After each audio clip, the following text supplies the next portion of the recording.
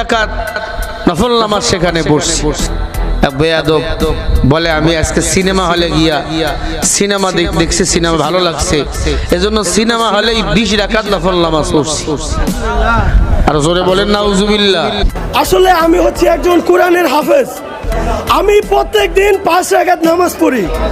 এই সিনেমাটা দেখার সময় আমি সিনেমা হলে 20 রাকাত নফল নামাজ পড়েছি। আমি সিনেমা হলের ভিতরে বৈশা নফল নামাজ পড়ছি। কিরকম মুসলমান কোন আল্লাহ যে আযাব দেয় না।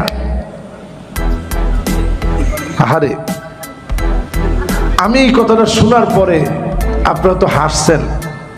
ছেলেটা পরেই বলতেছে আমি একজন কোরআনে হাফেজ। আহা, হ্যাঁ,